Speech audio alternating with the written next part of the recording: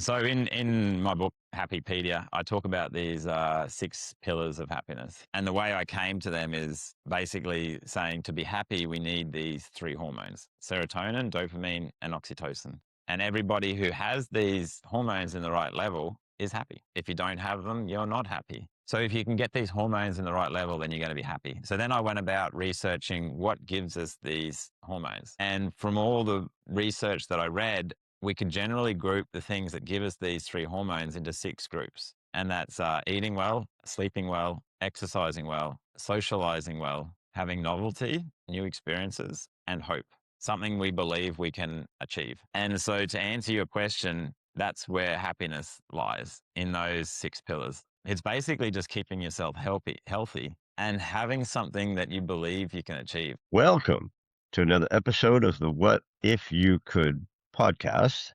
I'm your host, Gary Scott, and today, all the way from the land down under, the beautiful Australia, is my new mate, Adam Brownlee. Hello, Adam. How are you? Hey, Gary. Yeah, no, I'm good. Still waking up, but I'm good. Yeah. I forced him to get up early to do this podcast because I'm a mean SOB, but we're gonna make it, man. We're gonna have some fun. But guys, so Adam is a writer, speaker, and explorer of the science and art of happiness. From growing up on a farm to exploring human behavior and philosophy, Adam's journey has been about discovering what truly makes life meaningful. He blends his personal stories with research-backed insights to help people build happier, more fulfilling lives. He's the author of 2 books, Happypedia, which I went down the rabbit hole of that one, which was really cool. Can't wait to talk about that.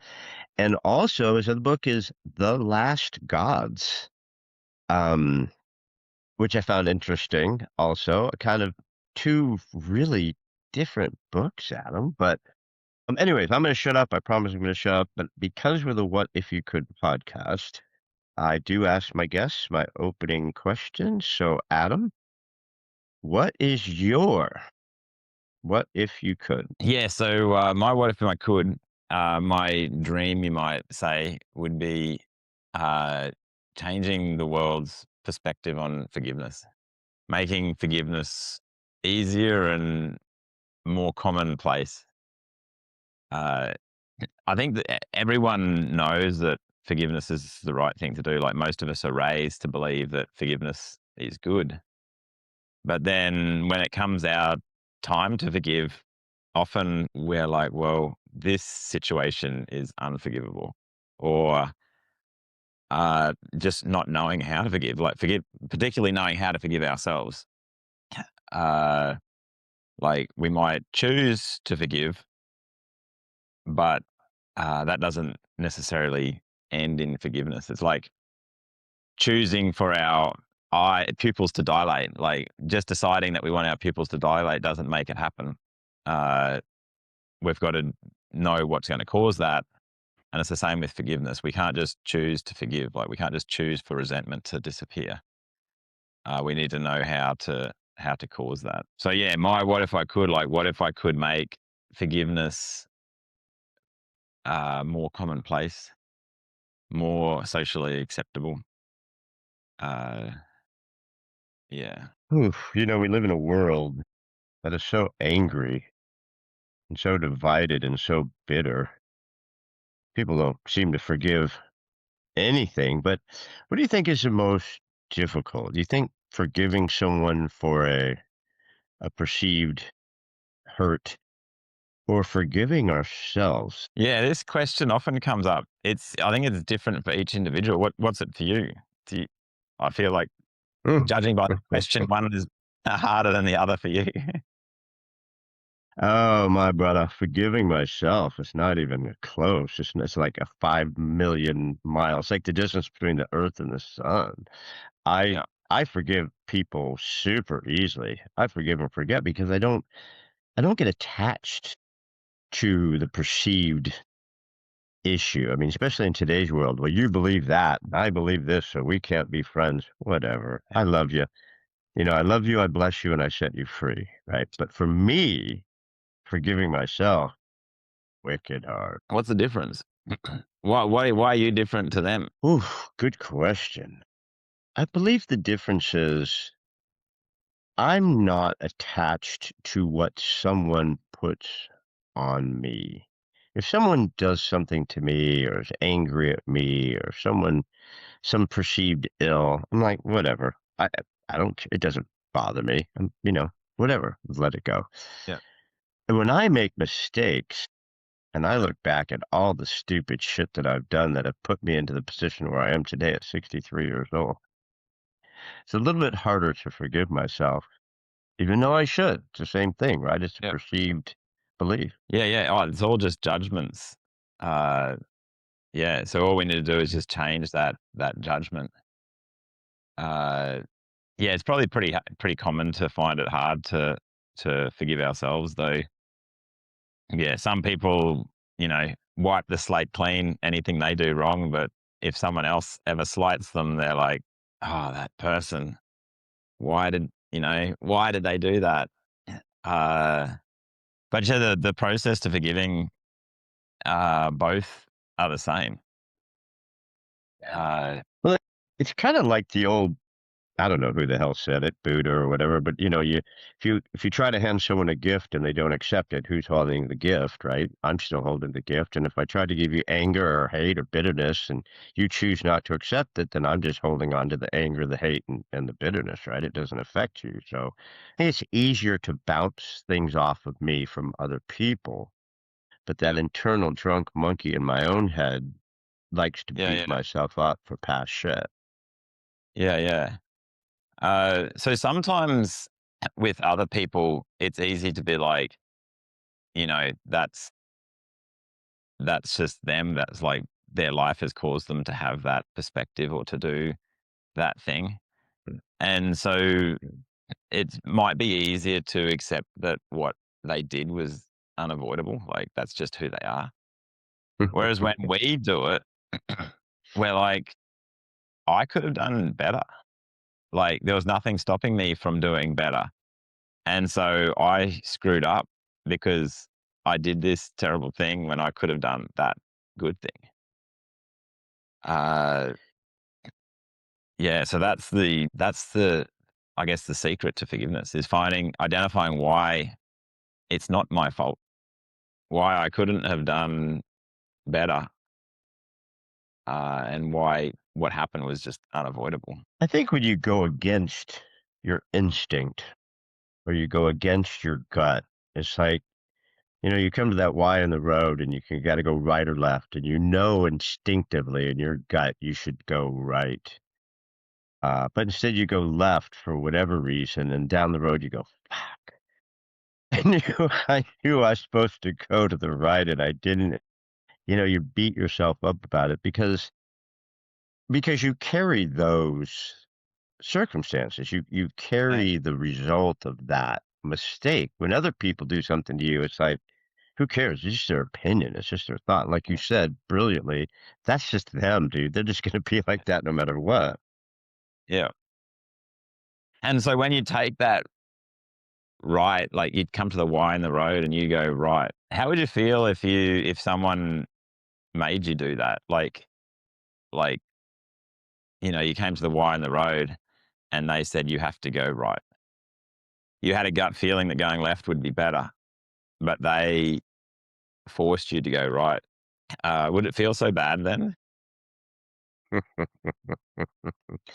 You mean like when my wife says, I want to go do that. And you're like, honey, I don't think that's a great idea. But because you love your wife, you do it anyways.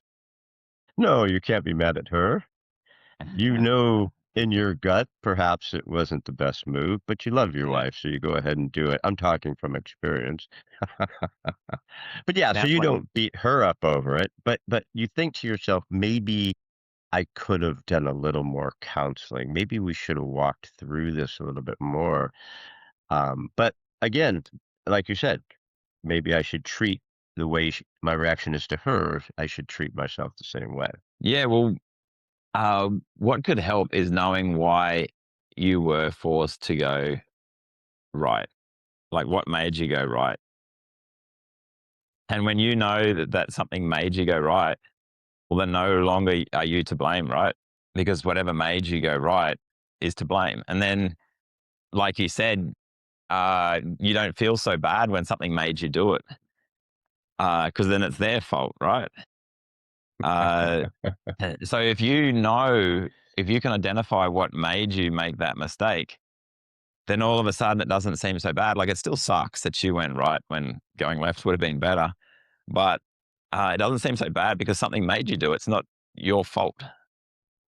Uh, yeah. Are you religious at all? As far as a person who believes in a organized religion, like going to church and Yeah. things like that, no. But as far as a spiritual aspect of something created all this and we must have something to answer for, yes. Yeah. And so, what makes things happen as they do? Uh, like some people might say that God makes things, like God is all powerful and nothing happens without his doing. So if you went right, then God made you do that because like he has a plan, and this is obviously part of his plan, the fact that you went right. And so then it's no longer your fault. Uh, God made you do it. Uh, is there anything in your philosophy that has power over you, like karma, uh, or are you the most powerful thing in your universe? Are you where the buck stops? Do you have power over everything? Of course. I mean, I I don't no one could make you do something, feel something, be something.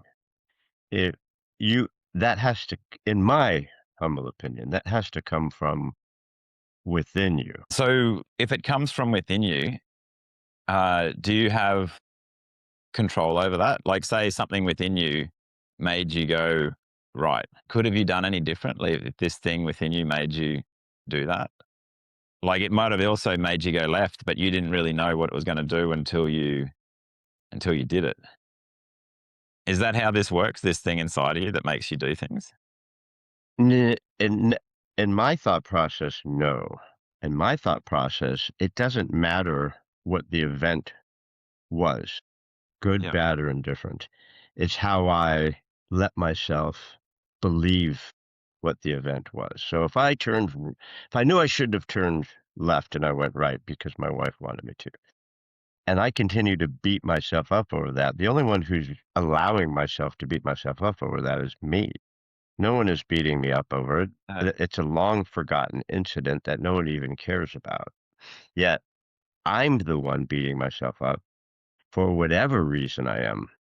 No one Yeah. else is doing it for me. So let's say that your wife wasn't there. Like, I was putting like someone there to highlight that when we're forced to do something, it doesn't feel so bad. Now I want to know what is making you do this when your wife isn't there. Like, when you've made mistakes and your wife wasn't there, and like you just did it. What made you do that? Like, was it this thing inside of you, or was it like why did you go right? Even in the way my mind works, there are times where I self-sabotage, where I'm like, I know I should turn to the right. It would be better if I went to the right. But because I'm a I'm a I'm a very stubborn asshole, I'm going to the left anyways. I know I know this could go bad, but I'm going there anyways. And so Yeah. I have put this upon myself. No one forced me to do it. I chose to. It's like drinking and driving. Yeah. You know you shouldn't drink and drive. You know you Yeah. shouldn't have too many pints and then hop in the car, right? But we do it anyways. And Mm. if you make it home and you're lucky and you end up doing it again, well, that's one thing. But what if you kill 10 people on a highway? because you did something you knew you weren't supposed to do? Are you going to carry that regret? Well, you'd definitely be sad about it. Like there'd be something wrong with you if you weren't sad about that and disappointed and not want it to ever happen again. But at the end of the day, something made us do it. So it was likely. So you said that you wanted to, right? Like you knew that drink driving was wrong, but still you wanted to do that. Like you had this desire to do it regardless of the known consequences. Where did that want come from? So that want made you do it, right? Where did that want come from? Neglect, stubbornness, selfishness. Um, could be a lot of emotions are tied to that. I had a bad day, so I deserve to have more beers than I normally do. I've always made it home, so I can make it home again. You barter with yourself. You Yeah. go back and forth with yourself on things that you shouldn't do, but you do anyways. You somehow can make yourself believe that, well, this time it's okay, or I deserve this, or you know, I, I'm not sure, but I believe that since we're the only ones who control our actions, there's something that's there for those individual moments where you allow yourself to make a stupid ass decision. So I feel like you're saying two things here. So you're saying that we control our decisions, and 100% agree with that. Like they come from within, like they appear. But you also said that all these things cause that decision, like neglect, stubbornness, what happened in that day, past experiences.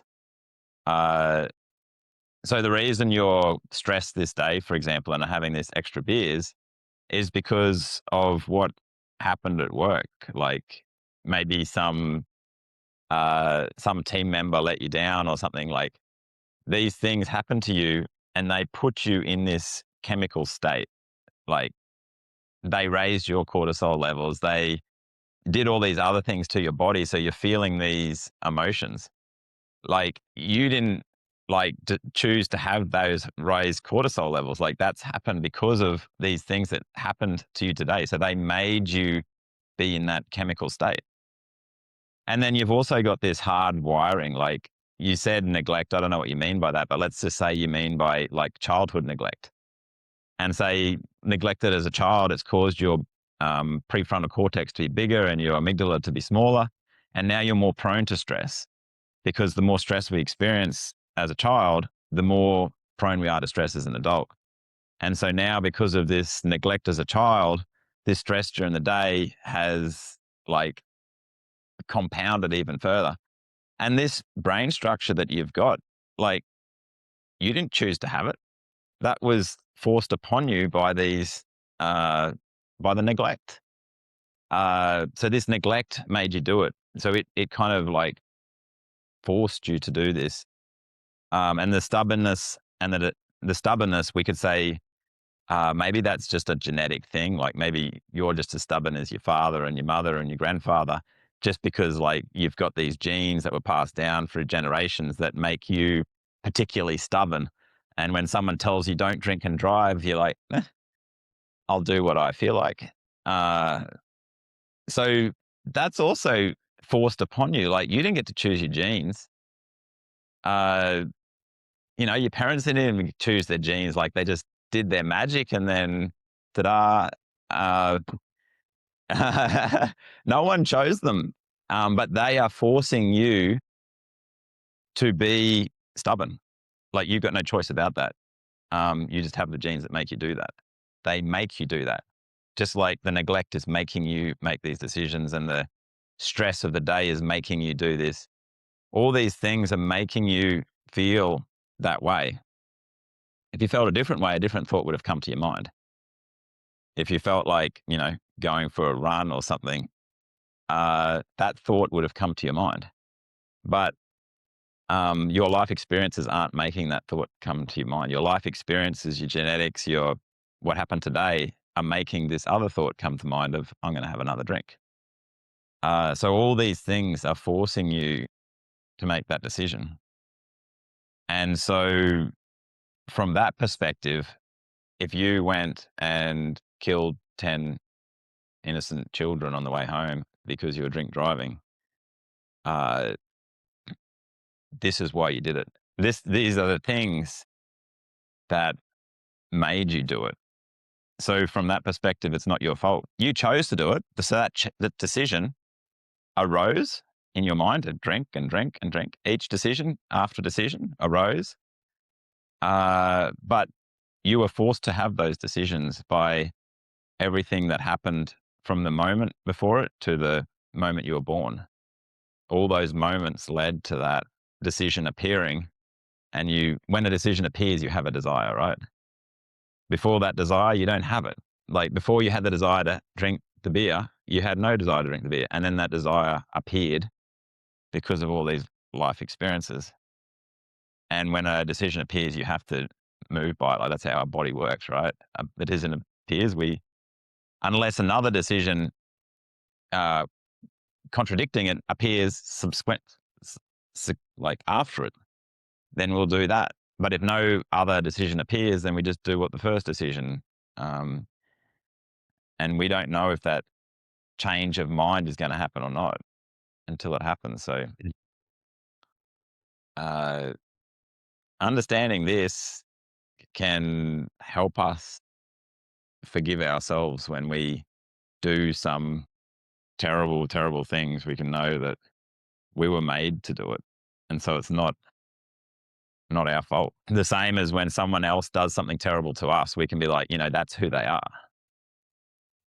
It's not their fault. All their life experiences, all their genetics, causing them to feel that way, causing them to have those thoughts, causing them to have those decisions. And so it's not their fault. Yeah. When we first hear this, it can really churn our gut, because our whole life we've been told, we can do whatever we want. And so then to be told, no, actually you can't. You can only do what your life experiences cause you to do. It can be really, it can be like frustrating or, I don't know, gut churning sometimes. But when we think about it logically, yeah, we really have to do what our life is going to cause us to do. How do you feel about that? Well, there's a couple of different thoughts that I have. I can completely accept the fact that we have to let a circumstance go because a circumstance happened. We allowed it to happen. And it created an issue for us. Although we chose to allow it to happen, we still have the circumstances to deal with. So I guess it just depends on how we want to then perceive that. Let it go, like you said, because it's the same as if someone else thrust something upon you. This was thrust upon you by circumstance, which would make it easier to let go and forgive ourselves because, in essence, we weren't responsible for it either. Is that where you're going with that? Because I guess there's two thoughts on that. I still think that it's like when I talk to people about generational curses, like people are like, well, my great grandfather was like that, and so I was like that, and so this was like that, and this was like this. And you think, well, someone needs to break that generational challenge, that generational curse, right? I'm going to be the one. My great grandfather was an alcoholic, and my grandfather was an alcoholic and beat his wife, and then my dad was an alcoholic and beat my mom. Well, I'm going to choose to not be an alcoholic and beat my wife. Yeah. I'm going to break that generational habit, that generational curse, because I'm going to choose to. I'm not going to just accept the fact, well, we're all just drunks who beat our wife, right? I'm going to I'm going to break that chain. Yeah. Well, that would be a good thing. It would definitely be a good thing for my wife, that's for sure. If anyone was beating anyone, she'd be beating me. I want to touch on something that you are deep involved with, which is something that I think that people just struggle so much with. happiness, happiness, Yeah. happiness, happiness, happiness. Are we the probably least happy we've ever been in the history of the world right now? I don't think so. I don't think so. Uh, but but maybe we've got a new challenge that our grandparents didn't have. So I don't know. Were your grandparents particularly religious? Like mine were avid Catholics. I feel like most of the older generation were more religious than our current generation. I don't know anything about my dad's family, um, unfortunately. But on my mom's side, he was definitely not religious, unless you consider going to the horse races a religion. Yeah, right. Yeah. No, he was not religious. But do you think religion equals happiness?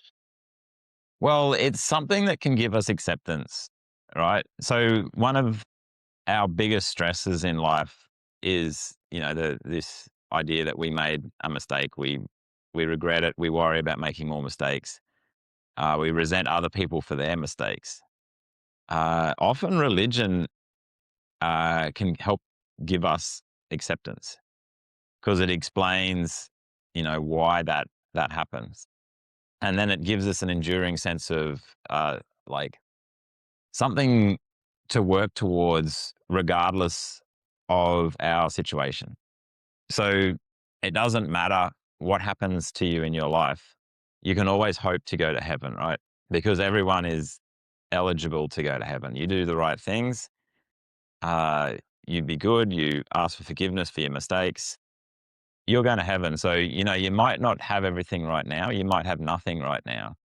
But you know that when your time comes, you're going to have everything in heaven. So you've always got something to look forward to. And even if you're more like an Eastern tradition and you believe that you could be reincarnated as some higher being, this is something that you can always aspire to, regardless of what terrible things happen to you in your life. So the universe is against you and it takes away everything. It takes away your family, your home.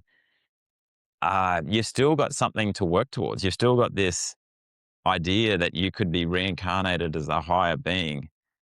You have nothing else, but you have hope of this. All you need to do is be a good person, and you will have this gift of being brought back in a better life next time. So it can give you this enduring hope. So they're the two big, powerful things I see of religion: is an enduring hope, something always to look forward to, but also a reason why things happen. So when we make a mistake, we have an understanding of why it happened. Like, it was part of God's plan. Like, you know, if your uh, mother died of cancer, like, that could be really hard to explain if you're not a Christian. But if you're a Christian, you can be like, well, this had to happen. This is part of God's plan. Uh, so as people become more educated, it seems they also seem to attend religious ceremonies less often. And when you don't attend religious ceremonies, when you don't like religiously reinforce these beliefs, then it's hard to have that strong belief. Uh, yeah, this is something that we are potentially lacking now in 2026, is these strong religious beliefs that our grandparents might have had. And so what I am putting forward is that an alternative. Like, what if we could explain our purpose through science? And what if we could explain what causes things to do through science?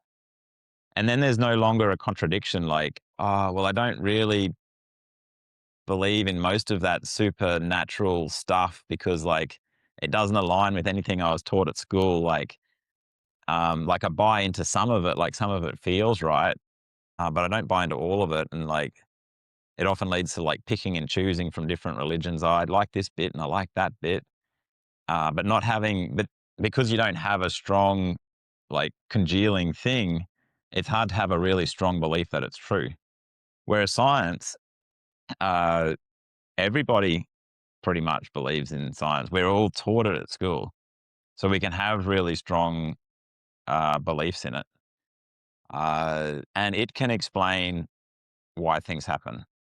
Like, it explains everything is happening deterministically due to the laws of nature. And so if your mother dies of cancer, that's going to be really sad, but you know that she is like part of this universe. She's matter, and we know that all matter moves according to the laws of nature, and it always has since the dawn of time.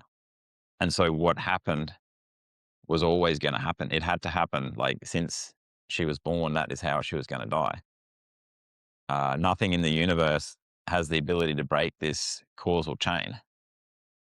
So that's why it happened. And then that can give us more acceptance of these bad things that happen. And then we can also find endurance. No, go ahead. I'm sorry. Well, then I was Finish also your going to thought. say, so there's the two things. One is knowing why things happen, and the other is like a perpetual source of hope. So when we have nothing else, what can we hope for? And if we can make our foundational purpose to be happy, then that is something we can generally always work towards, even if we have nothing. We can work towards getting the food we need, the sleep we need, the exercise we need, these things that make us happy. Sorry, what were you going to say? No, so I guess my thought is, because my wife did die from cancer at 46, and both them, both. So I think about that, and trust me, that was something that you think about when you get mad at God or you get mad at the universe. You know, like, why her? She was a really good person, and there's so many douchebags running around that are still alive. You know, why did she have to go? But so I guess predestiny. So if things are predestined and we're born and our book is written and we're gonna go out the way we're destined to go, Yeah. do we, I would imagine that'd make it easier, if you believe that everything that happens to us, we can't beat ourselves up too hard because it was just part of our destiny. But is there any controlling of our own destiny? Can we control our destiny? Is it just written? So shall it be? Yeah, it's confusing with these words. Like, so much of our English language is built on the assumption that we have free will, that we have godly powers to break the causal chain.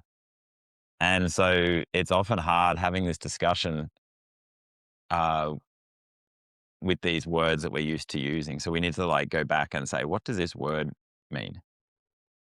So if we're talking about control, so you do control things, right? You could pick up that glass of coffee. I don't know what you're drinking. Let's say it's coffee. It's green tea. It just looks like scotch, but it's not scotch. It's green tea. You can pick up that glass, right? And you have complete control over that glass. Like, you can put it down to the right, to the left. So you're controlling that. But then you're also being controlled yourself. So your story is written, but you still have control. Your story is written as into how you are going to control these things that you control.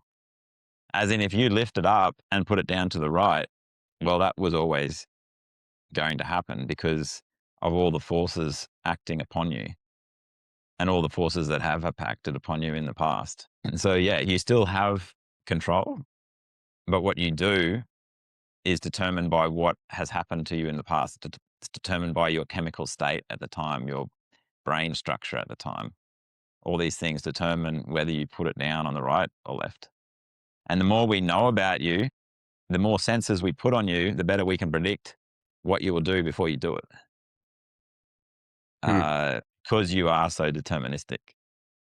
Because we are all so deterministic. How a lot of people will challenge the spiritual and science as the same. Most people won't believe you're either spiritual or you're religious or you trust the science. But they can't put them together. So how are you putting them together? How are you able to say science will prove, I'm not putting words in your mouth, I'm just saying this sentence, will prove that the spirit and the religion are are fact. It's a provable way to explain something for a lot of people, which is woo woo and out there, and it's something you just have to believe. You have to have trust.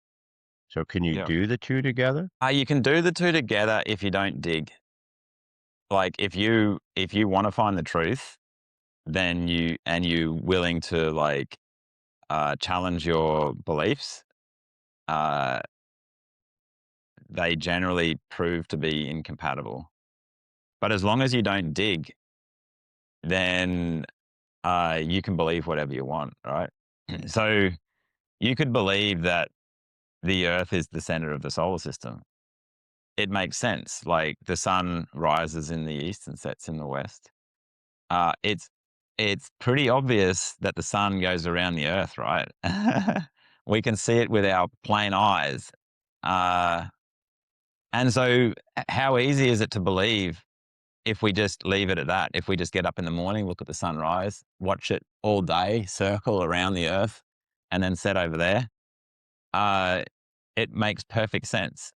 Uh, and so, if we just leave it at that, then that's what we'll believe. But if we dig deeper and we like look at the shadows on the moon, and like if we sent a rocket ship out and like look from out there, if we did these experiments, then it would become harder and harder to believe that the Earth is the center of the solar system and the sun goes around. And it's the same with any spiritual belief. If we start to dig, if we start to ask questions, then it becomes obvious.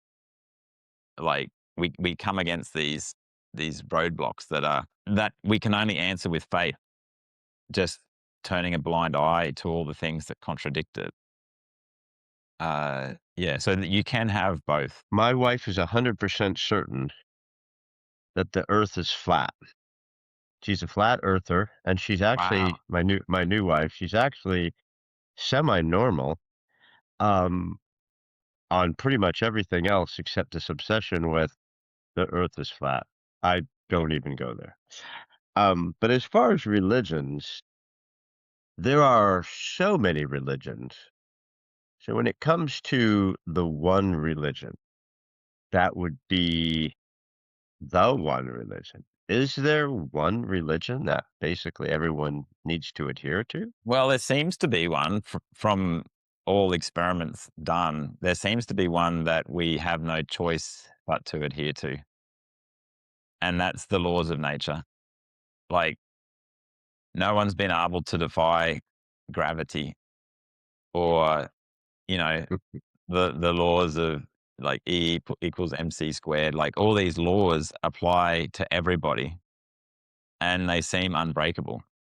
So they seem to be the religion that everyone must abide by. So yeah, you're right. With the other religions, you don't have to abide by them. Like if you want good luck, you could just take your lucky coin, right? Or if, or you could pray to your particular god, or you could, you know, do what needed to good karma. Um, they don't really apply to everyone. They only apply to the believers. But science, it applies to everybody. So that would be Christianity. Is Christianity the religion? Why would you say that? How's that? Well, I would imagine, and this is just my random scrambling of my brain, which is a scary place to be. If there was something that you can prove, Yeah. and it seems like you can go back through history and you can prove a lot of aspects of the Bible. You could say that is the cave where Jesus was placed and where Jesus rose. That is the place where Jesus was crucified. These are the places where these events happened. So, if those are factual events that were written thousands of years ago, it would seem that there are things in the Bible that you could actually prove Yeah. to be true. Yeah. So those things you prove to be true, uh, and then you use them to justify all the things that you can't prove to be true. Is that what you're suggesting? Well, I guess if you look at some religions, you're asked to believe things that maybe are more difficult for people to believe. You go, for example, what's the one? Scientology. Yeah.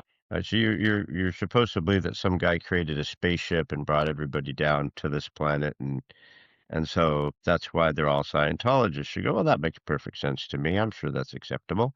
Now, to those people, it is, right? They believe in that. They believe L. Ron Hubbard came down in a spaceship and he's the dude. The Mormons believe that Joseph Smith showed up and now we're Mormons, right? The Prophet Muhammad, the people, billions of people believe that he's the dude, right? So, but there's a there doesn't seem to be a lot of ways to connect those dots to make them to trust the science, so to say. Whereas some aspects of the Bible seem to be historically easy to prove. Yeah, yeah. I guess that could help you strengthen that belief. If you wanted to believe in God being the creator of all things and God causing uh, everything to happen, like the good and the bad, or being in control of everything. Uh, Reflecting on these reasons would help you strengthen that belief. But I think you need more than that to believe that you are definitely going to heaven, and to believe, that God is definitely the cause of everything, and He is the most powerful. I think you need more than just knowing that, there's a cave where Jesus was buried in. And for that, because these things aren't so provable, right? Uh, so the more stories you can have that align with these ideas that you're going to heaven and that God is all powerful, the stronger your belief.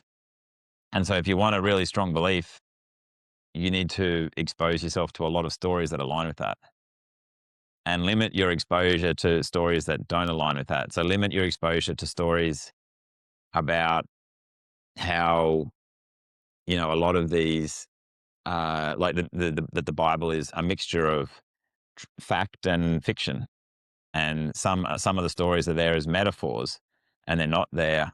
Like if you had people telling you this, then this is going to weaken your belief. And so if you want really strong beliefs in what's in the Bible, it's best to spend as much time as you can with believers and try to avoid time with non-believers. Because if you spend too much time with non-believers, you're going to have more and more stories as to why their beliefs are true. Yeah. So yeah, those stories, or those uh, mixing these factual things in with these uh, stories that we can't prove, definitely can help you strengthen that belief if that's the belief that you want to adopt. I think if you look at the Muslim religion, they have very strong beliefs. They believe if they blow themselves up, if they martyr themselves, that's their Yeah. way to get into heaven. I personally don't want to do that. I'm not a fan of blowing myself up but that's their belief. I don't know how many billion Muslims there are on the planet. I guess that you could look at so many different religions and each one will have some hook that will get people to hold on to that as far as Yeah. that is their right. That is their belief system. And I'm not changing because this has taught me or this has told me that this is the truth. And so this is what I believe. So I don't know. Again, I'm not a religious person. So it's more difficult for me to hold on to one of those beliefs and go, yes, this is what I believe, and this is how I'm going to live my life based on this. Yeah. Yeah. Because you don't spend enough time with these people. Yeah, Excuse me, which ones? Which people should I be spending my time with? Well, That's my question. That's my question. my suggestion: people who believe in science. I think that's going to give you the most happiness, because it's something that's not contradicted. Like, well, as science is contradicted, it's updated, so it's always the most accurate that we have. Uh, and through science, knowing that every molecule in your, like, every particle of salt in your brain is moving according to these laws of nature and causing you to make the decisions you do, then it gives you so much freedom. Like, it gives you so much acceptance of everything you've done, everything you're going to do. You don't need to be worried about, what if you make a mistake? You're like, well, if I make a mistake, that was what's going to happen, right? Uh, Now, do you remember during COVID, the big chant was trust the science.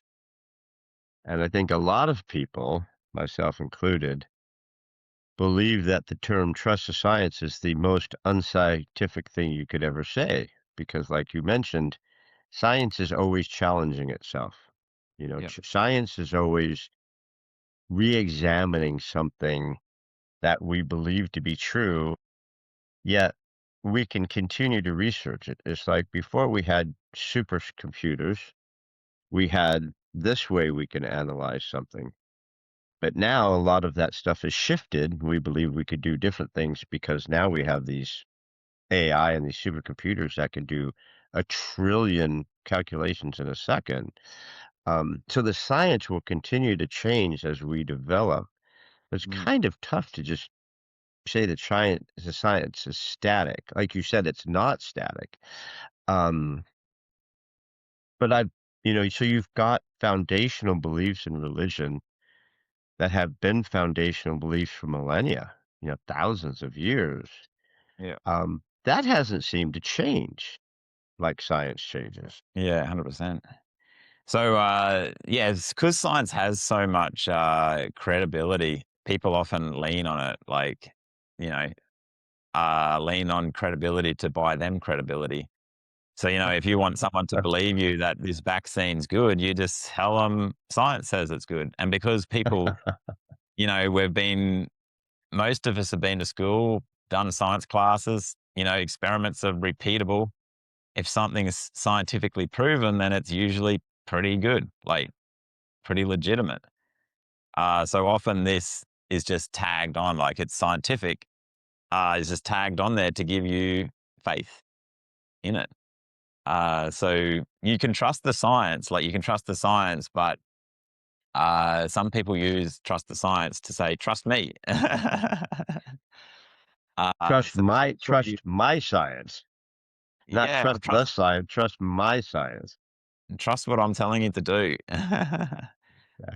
uh, How does this relate to the happiness? I mean, in America, it's just like, dude, there's so much unhappiness here. There's so much misery. There's so much self-loathing. There's so much fighting. There's such a lack of happiness. It's like um, people are just miserable. And they. It seems like a lot of people seek out misery. It's like mm, I'm miserable. You can't talk me out of being miserable, and I'm going to only talk to people and listen to opinions that feed my misery, and you yeah. can't make me stop. When there's other people that look the opposite, it's like, I'm gonna choose to be happy, and I'm gonna choose to believe positive things and be hopeful about things. But happiness, like my wife always says, happiness is an inside job. Where does happiness come from? How do we chase down and find our happiness? So in my book Happypedia, I talk about these 6 pillars of happiness, uh, and the way I came to them is basically saying to be happy, we need these 3 hormones: serotonin, dopamine, and oxytocin. And everybody who has these hormones in the right level is happy. Uh, If you don't have them, you're not happy. So if you can get these hormones in the right level, then you're going to be happy. So then I went about researching what gives us these hormones. And from all the research that I read, we could generally group the things that give us these three hormones into 6 groups.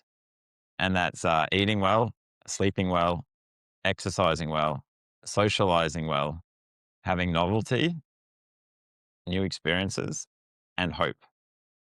Something we believe we can achieve. And so to answer your question, that's where happiness lies, in those 6 pillars. It's basically just keeping yourself healthy and having something that you believe you can achieve. That's often the challenging one. Some people have too much they believe they can achieve, and so they have no time for all these other things. So they're always working towards their dreams, their dream home or their dream job or their dream whatever, and then they don't have time to exercise and sleep well and eat well. And all these dreams are causing a lot of stress. And then some people don't have anything they really want or believe they can achieve. And so that's also stressful. So one of our biggest challenges is getting this hope, this wanting something we can achieve in balance. We need to have everything in balance. Like we need to eat in balance. We can't eat too much. We can't eat too little. We need to sleep the right amount. Like can't have too little, but if we sleep too much, then we won't have time for all these other things we need to do. We also need to keep our hope in balance. Yeah. So that's where I'd say happiness comes from. It comes from within. It comes from these 3 hormones, but that's how we can get those 3 hormones. I like how you said purpose. I mean, it's not one of the exact things that you said, but you did mention, people who are searching for purpose, um, whether that fits in with the novelty or whether it fits in with hope. I mean, but that's such a well-rounded way to start. It's not woo-woo. It's not pie in the sky. I mean, good food, sleep, exercise, socializing, novelty, and hope. Such an easy formula. It's not woo-woo. Everyone can do these things. Yeah. Everyone could have hope and look for novelty and socialize, exercise. I mean, it all just makes sense. It fits really well. Yeah, Um, yeah.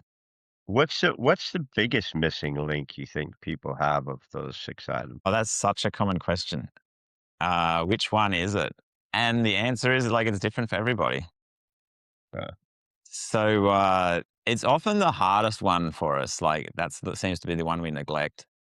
So and we often don't appreciate how much we need it until we get it. As in, like, for example, socializing.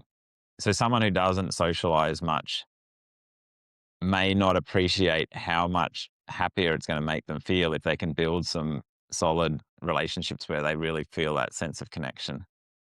But once they get it, they're like, wow, I feel so much better now.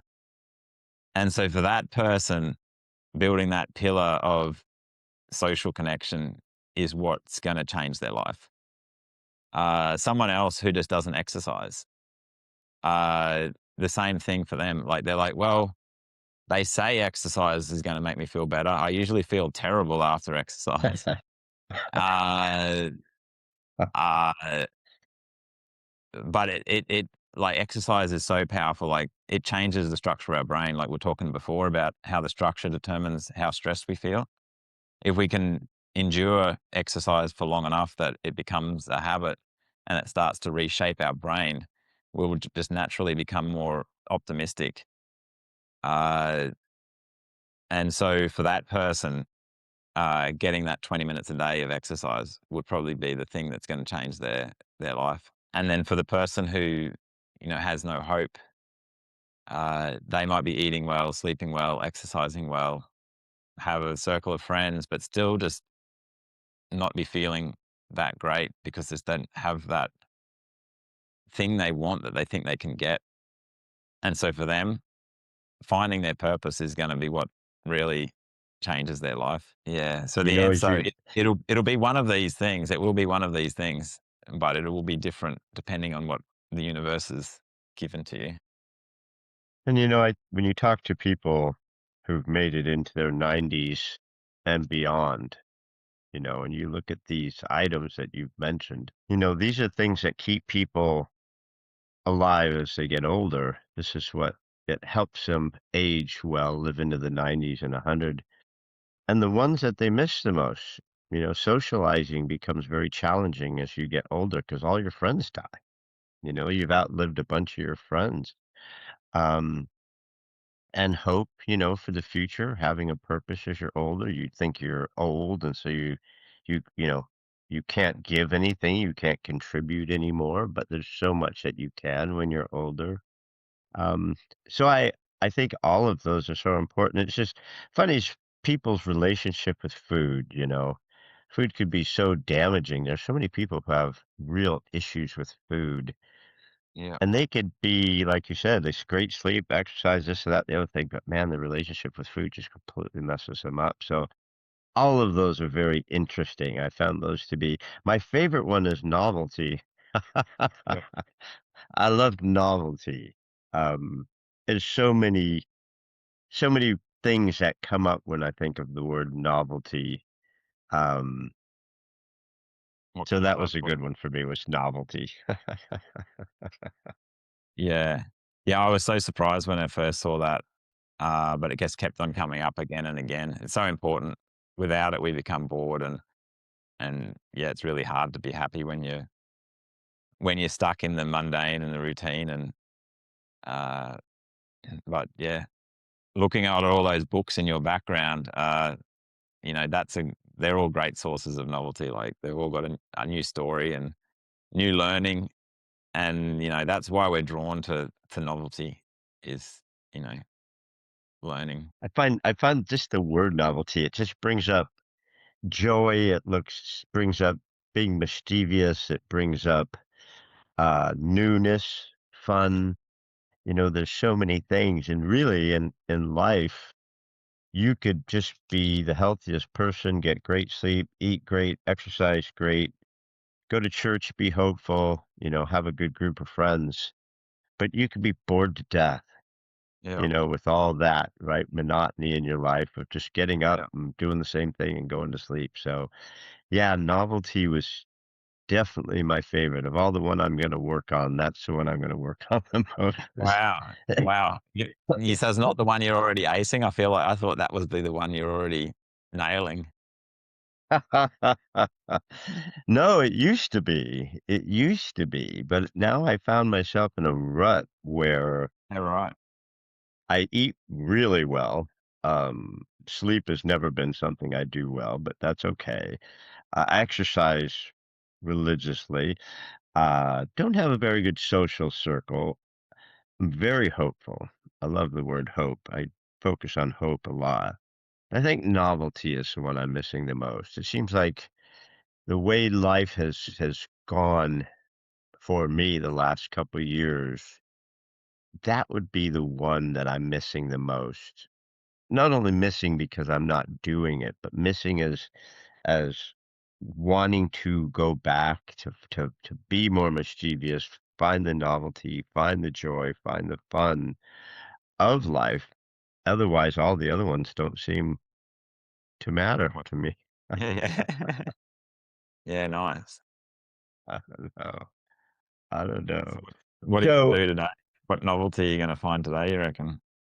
um, good question. My wife is right now somewhere out in the world somewhere, Indonesia, the Philippines. I think it's somewhere off some remote island, Raja Ampat, wherever Raja Ampat is, in Shillong, off the country of Shillong. Living on a boat, scuba diving because she's a scuba instructor. So she gets a lot of novelty. And it's a blessing that she's able to do that. I definitely think that's awesome. She does that. So I don't know when I think about that word novelty.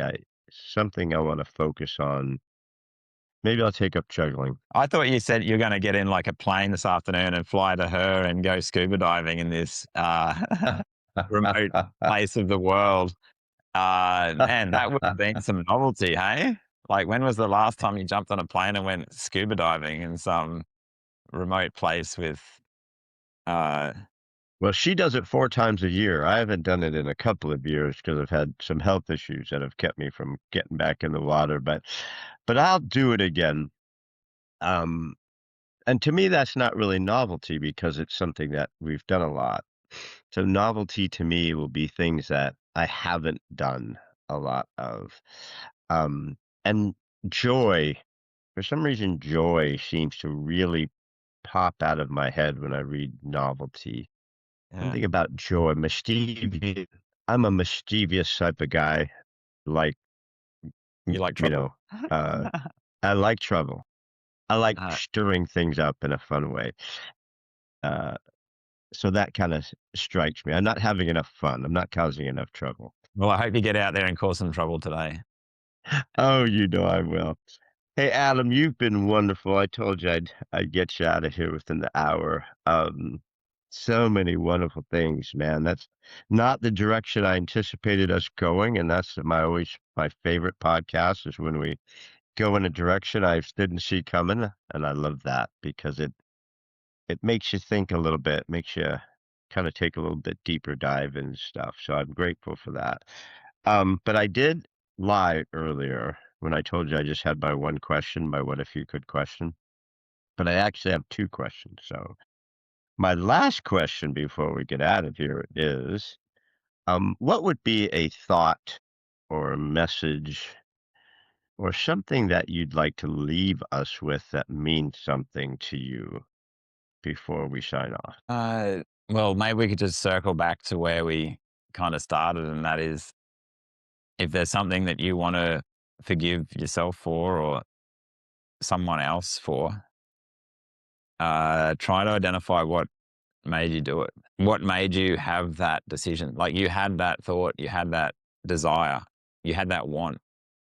You wanted to have that other beer. What made you do that? Was it your genetics? What happened to you today? What happened to you years ago?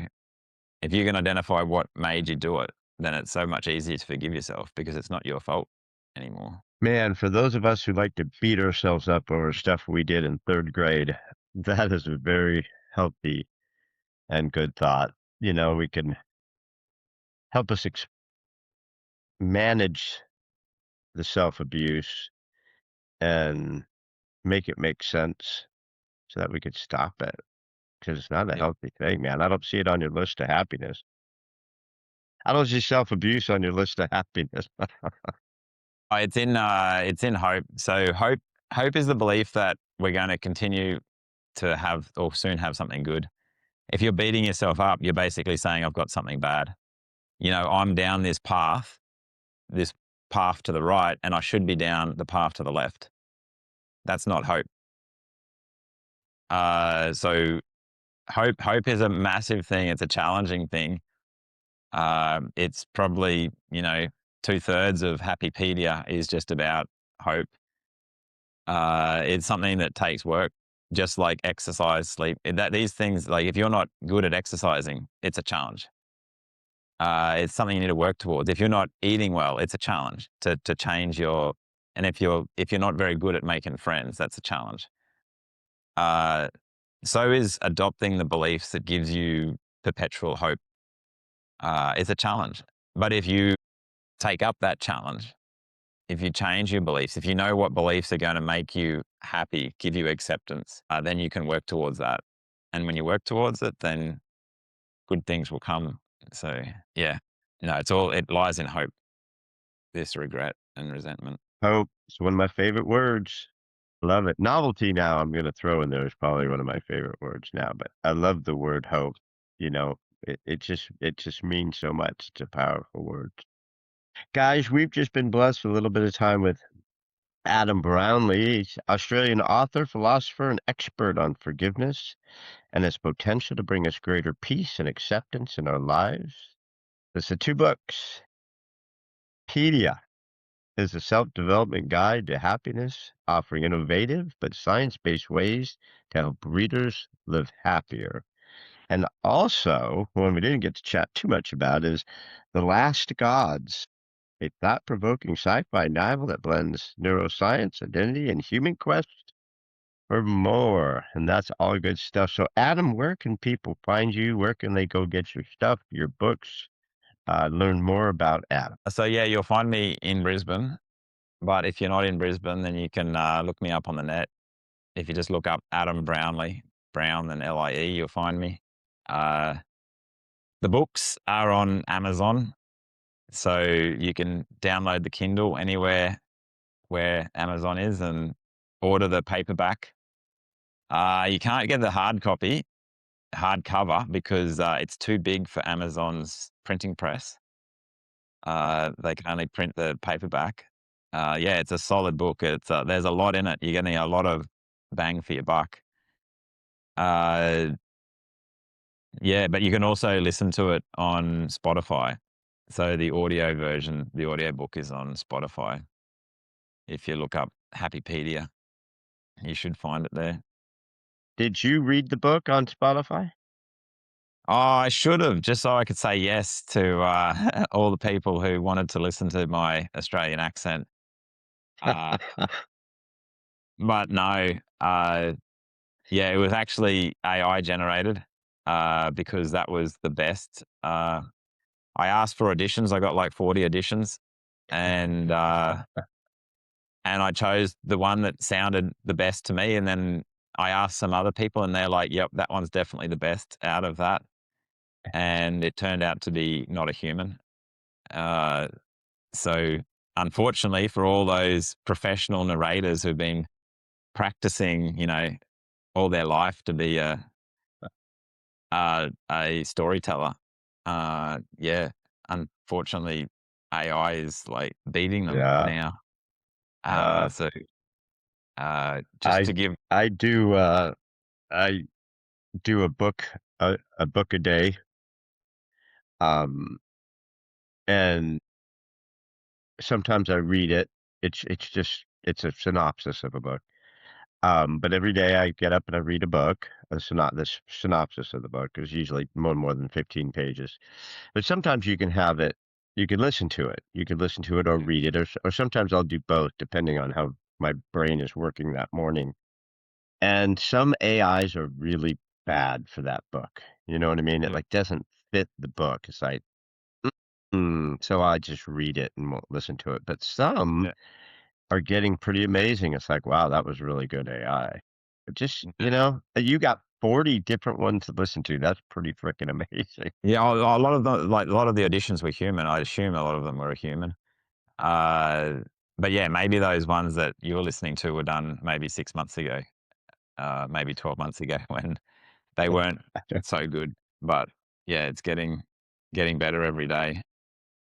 It's insane. It's incredible. I do so much with AI now, and I was not going to go down that road, but I've ended up going down that road, and it really is an amazing thing. But Adam, you've been great. Thank you for getting up early for us in Australia. This has been wonderful. Like I said, a super thought-provoking. You had me on the ropes there, buddy. You had me on the ropes with this whole thing about this forgiveness thing. Now I got to really take a look at that and let it go. Yeah, yeah. Well, take a look at part two and part three. Really dig deep into that if you've got time. Doesn't sound like you have much time, but yeah, if you get that flight to go scuba diving, maybe you could listen to the audio version on that flight. But yeah, Well, it's a thanks for having 22 me. it's a 22-hour flight, so I'll get through some of Happypedia, but probably not all of it because it sounds like a massive Uh, volume. But you'll finish it on the return flight. Yeah, there you go. 2 hours. Adam Brownlee, you've been great, my friend. I appreciate it very much, and I'll talk to you soon. Thanks, buddy. Bye. I'll see ya.